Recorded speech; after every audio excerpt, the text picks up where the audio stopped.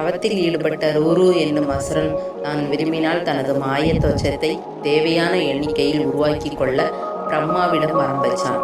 அதனால் ஆணவம் கொண்ட அவன் உலகங்களிலும் ஆயிரக்கணக்கான மாய தோற்றங்களை உருவாக்கி அங்கிருப்போரை எல்லாம் அழிக்க ஆரம்பித்தான். அவனது கொடுமையை தாங்க முடியாமல் அவர்கள் சிவபெருமானிடம் முறையிட்டனர். வரத்தின் பலத்தால் தற்போது அழிக்க முடியாது, சில காலம் பொறுத்திருங்கள், பேராசையால் அவன் தானாக அழிவை தேடிக்கொள்வான் என தெரிவித்தார். இந்த நிலையில் ஒரு நாள் பொதியை மலைக்கு சென்ற அசுரன் அங்கு பார்வதியை கண்டான். அன்னையின் அழகில் மயங்கி எப்படியாவது தன் மனைவியாக்க வேண்டும் என துடித்தான். அதற்காக பிரம்மாவை வேண்டி தவம் மேற்கொண்டான்.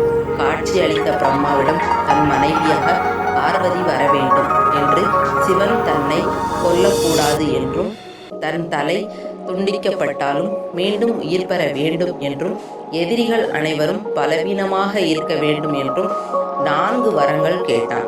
உனது எண்ணத்தை மாற்றிக்கொள்ளாவிட்டால் விரைவில் அழிவாய். பார்வதியை அடைய விரும்பினால் சிவபெருமானை நோக்கி தவம் செய் என்று தெரிவித்து மற்ற 3 வரங்களை கொடுத்தார்.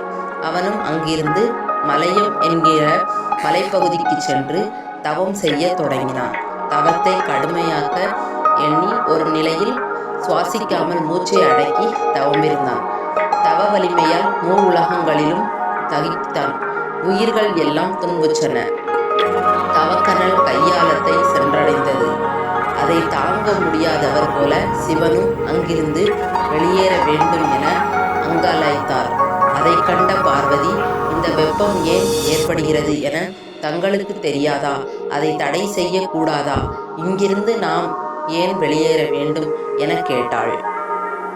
ரூரு என்னும் அசுரன் கடுந்தவம் செய்கிறான், அதிலிருந்து தப்பவே இங்கிருந்து செல்ல நினைக்கிறேன் என்றார். தவம் இருக்கும் பக்தனுக்கு வரமளிக்க வேண்டியதுதானே, அதை விட்டு இங்கிருந்து செல்ல வேண்டும் என சொல்லலாமா என்றாள் பார்வதி. அசுரனான அவன் உன்னை மனைவியாக்கி கொள்ள வேண்டும் என தவம் செய்கிறான். ஏற்கனவே அவனுக்கு என்னால் இறப்பு ஏற்படக்கூடாது என பிரம்மாவிடம் வரம் பெற்றுள்ளான். அவனை என்னால் ஒன்றும் செய்ய முடியாது. அவனை அழிக்க நீ செல்வதுதான் சரி என்றார் சிவன். அதை கேட்டு கோபமடைந்த பார்வதி, உலகையே காப்பாற்றும் தங்களின் மனைவியான என்னை மனைவியாக்க துடிக்கும் அசுரனை அழிக்கிறேன் என சபித்துவிட்டு புறப்பட்டாள். பூலோகம் வந்த அவள் மதம் பிடித்த யானை ஒன்று வயலில் பயிர்கள் அழிப்பதை கண்டாள்.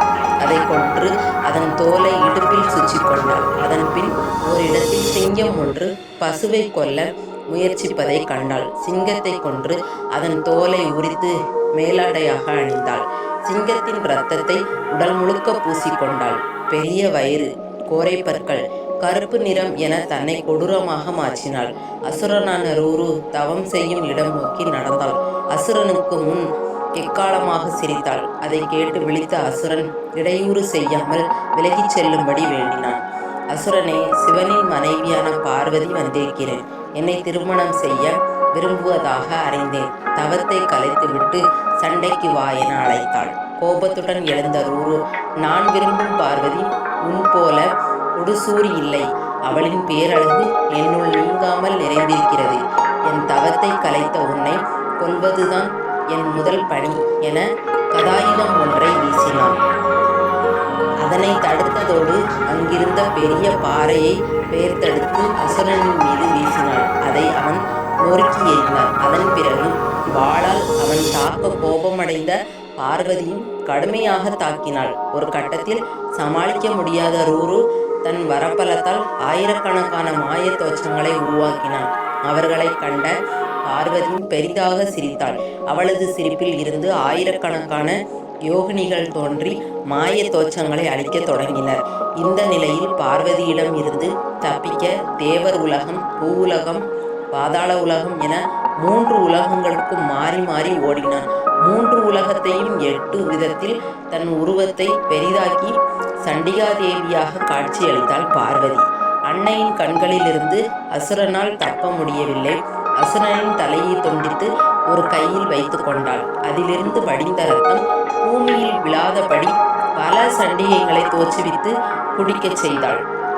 தன் கூரிய நகங்களால் அசுரனின் உடலை கீறி தோலை பிரித்தெடுத்து மற்றொரு கையில் வைத்து கொண்டாள். அவனது உடலை கால்களால் உதைத்து பாதாள உலகிற்கு அனுப்பினாள். அசுரனின் முடிவைக் கண்டு தேவர்கள் மகிழ்ந்தனர். அவர்களை கண்ட சண்டிகா தேவியிடம் கோபம் குறைய தொடங்கியது. அதற்கேற்ப அவளின் பெரிய உருவமும் குறைய தொடங்கியது. சண்டிகா தேவியாக அங்கிருந்து கைலாயம் சென்றாள். தான் உடுத்திய யானை சிங்கத்தோள்களை சிவனிடம் கொடுத்தாள். சிங்கத்தோலை இடுப்பிலும் யானை தோலை மார்பிலும் சிவன் அணிந்து கொண்டார். அதன்பின் சண்டிகா தேவி தன் கையில் இருந்த அசுரன் ரூருவின் தோலை தன்னுடம்பில் போர்த்தி கொண்டாள். அதை கண்ட பிரம்மா, விஷ்ணு, இந்திரன், தேவர்கள், முனிவர்கள் அனைவரும் அன்னையை வணங்கினர். கரிய நிறத்தில் பயங்கரமாக இருந்த சண்டிகா தேவியிடம் அன்பு தவழும் பார்வதியாக காட்சி அன்பு கட்டளையிட்டாள். வேண்டுதலை ஏற்று அழகிய பார்வதியாக மாறினாள். அவளை கண்டு மகிழ்ந்தார் சிவபெருமான். அனைவரும் தெய்வ தம்பதியரை வாழ்த்தியபடி மகிழ்ந்தனர்.